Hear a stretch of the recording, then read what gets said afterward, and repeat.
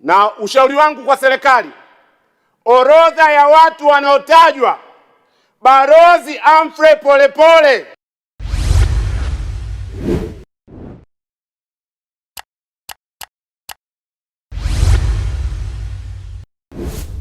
la pili, Mheshimiwa Mwenyekiti, ni msingi wa mahusiano baina ya utawala bora na haki za binadamu, hasa haki ya kuishi. Mheshimiwa Mwenyekiti, bila haki za binadamu hakuna utawala bora.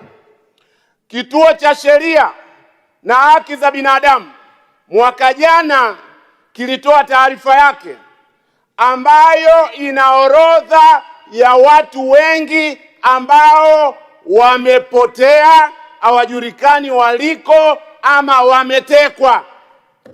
Taarifa hiyo ilitanguliwa na taarifa ya Chama cha Wanasheria Tanganyika. Na baada ya hapo mpaka sasa viko visa mbalimbali vya watu wanaopotea, watu wanaotekwa. Nilitarajia, kwa sababu hii ni Wizara ya Utawala Bora, ni lazima tupate pia commitment kwamba kutakuwa na usalama dhidi ya visa vya watu kupotea na kutekwa. Na ushauri wangu kwa serikali, orodha ya watu wanaotajwa, Balozi Humphrey Polepole, ndugu yetu Mlai na watu wengine wote waliotajwa katika ripoti zile, kwa ajili ya muda siwezi kuwataja wote, ni lazima tupate majawabu ya serikali. Pawe na uchunguzi huru dhidi ya watu wote waliopotea na kutekwa Tanzania. Hilo ni la pili nilitaka kulisema. Na ujumbe wangu wa kuhitimisha, ujumbe nahitimisha kuhusu utaratibu. Mheshimiwa Katambi, taarifa. Asante Mheshimiwa Mwenyekiti. Pamoja na mchango mzuri wa Mheshimiwa mbunge, na nikiheshimu pia taaluma yake, amezungumzia kuhusiana na masuala ya kesi za TAKUKURU, lakini vivyo hivyo amezungumzia kuhusiana na mwenendo wa kesi za jinai. Naomba nimpe taarifa, nikitambua kwamba pia ni wakili msomi.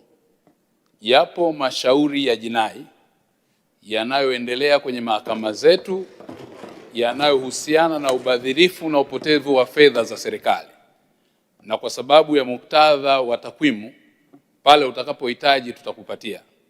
Lakini vivyo hivyo kwenye tuhuma na shutuma za watu kutekwa na kupotea, zipo kesi ambazo tayari ziliripotiwa polisi, hatua za upelelezi zinaendelea.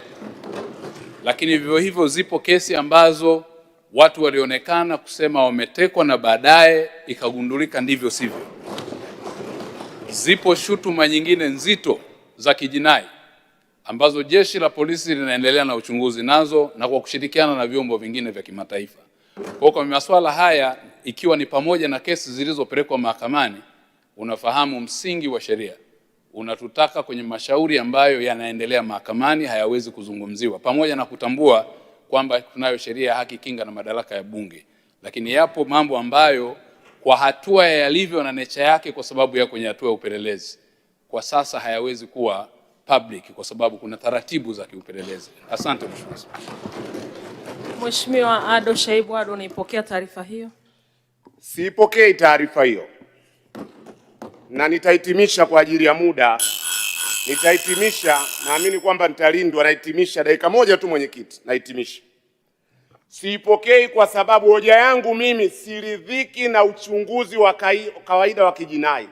Nataka pawe na utaratibu wa Judicial Commission of Inquiry, uchunguzi huru, ili tujue Polepole yuko wapi, tujue Deus Soka yuko wapi. Sasa ujumbe wangu, muda wako umeisha. Ujumbe wangu Mwenyekiti, nimeongea kwa dakika 3 nikisimamishwa. Dakika 1 naomba Mwenyekiti, ili nitoe ujumbe.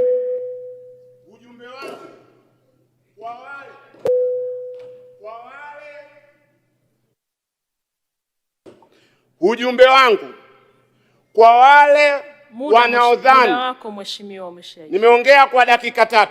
Mheshimiwa heshima.